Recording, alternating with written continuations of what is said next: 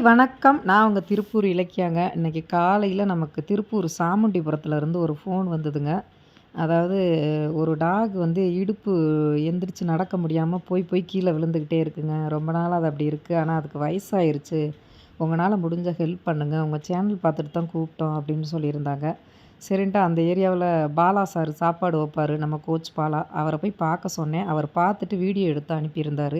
எனக்கு தகவல் குடுத்தவங்கள்ட்ட வந்து வீடியோ எடுக்கிற வசதி இல்லைன்னு சொன்னாங்க. அப்புறம் அவர சொன்னேன். அவர் வீடியோ எடுத்து அனுப்பி விட்டுருந்தாருங்க. ஆ அது நேத்து தான் எனக்கு அந்த வீடியோ ஈவினிங் வந்துச்சு. சரி இன்னைக்கு போய் ரெஸ்க்யூ பண்ண போனேங்க.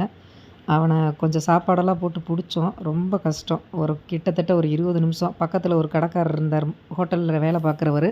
அவரும் வந்து ஹெல்ப் பண்ணாரு. பட் அந்த வழியில ஏகப்பட்ட பேர் போனாங்க. அது என்னான்னு கூட திரும்பி பார்க்கல. நாங்க என்ன பண்றோன்னு கூட பார்க்கல. எப்படிப்பட்ட மனிதர்கள் வாழ்ற ஊர்ல நம்மளும் இருக்கிறோம். இந்த வாயில்லாத ஜீவன்களும் இருக்கு பாருங்க.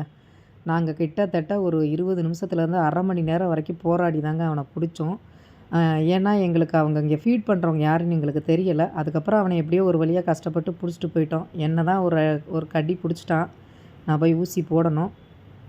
அதுக்கப்புறம் நாங்க ஹாஸ்பிட்டல் எடுத்துகிட்டு போனோங்க. காந்தி நகர் பக்கங்கிறதுனால கிரியா ஹாஸ்பிட்டல் எடுத்துகிட்டு போயிட்டோம். அங்கே மேம் செக் பண்ணாங்க. இவனுக்கு சத்து இல்ல அப்படின்னு கொஞ்சம் பிளட் டெஸ்ட்லாம் பார்த்தாங்க. சத்து இல்ல. மற்றபடி ஒன்றுமே இல்ல. அவனுக்கு இடுப்புலாம் அடி கிடியெல்லாம் எதுவுமே இல்ல. வயது வேற அதிகமாயிருச்சு அப்படின்னு சொன்னாங்க. அவன் இங்கேருந்து பிடிக்கிறது தான் கஷ்டம்னு பார்த்தா, போய் இறக்குறதும் ரொம்ப கஷ்டம். அங்கேயும் ஒரு 10 நிமிஷம் பசங்க இருந்தாங்க ஹாஸ்பிட்டல்ல. அந்த பசங்ககிட்டயும் அவன் மடியல.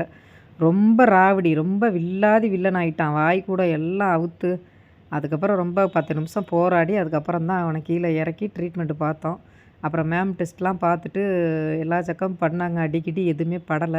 பட் இவனுக்கு ஒண்ணும் இல்லங்க. சாப்பாடு மட்டும் நல்லா குடுத்தா போதும் அப்படின்னு சொன்னாங்க. சரின்ட்டு அவங்க குடுத்த மெடிசன்லாம் வாங்கிட்டு, ட்ரிப்ஸ் ஒரு பாட்டில் போட்டுட்டு அவன கூட்டிகிட்டு நாங்க கிளம்பிட்டோங்க.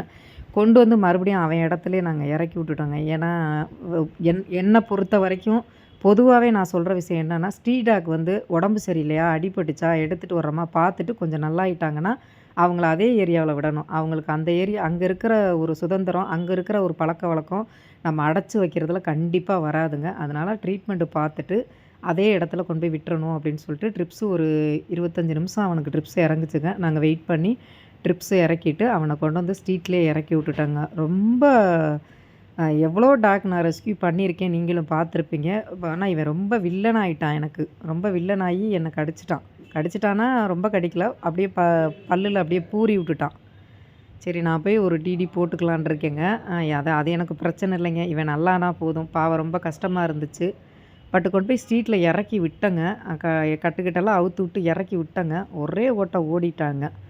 அப்புறம் தான் அந்த டேப்லெட் குடுக்குறதுக்கு நான் பாலா சார்கிட்ட கன்வின்ஸ் பண்ணேன். "நீங்க எப்படியாவது காலையிலயும் சாயங்காலம் போய் குடுத்துருங்க சார்" அப்படின்னேன். "எனக்கு ஒர்க் இருக்குங்க மேம். பரவால்ல இருந்தாலும் குடுக்குறேன்" அப்படின்னு சொல்லிட்டு, அங்க பக்கத்துல விசாரிச்சோம். யாராவது குடுக்க முடியுமா? காலையிலயும் சாயங்காலம்னு கேட்டோம். அப்பதான் ஒருத்தர் சொன்னாரு, "இங்க ஒரு தாகிரான்னு சொல்லிட்டு ஒரு முஸ்லீம் அம்மா வந்து சாப்பாடு வப்பாங்க டாகுகளுக்கெல்லாம். அவங்கள்ட்ட கொண்டு போய் குடுங்கன்னாங்க. இந்த டேப்லெட் தாங்க. காலையில ஒண்ணு, நைட்டு ஒண்ணு குடுக்கணும்."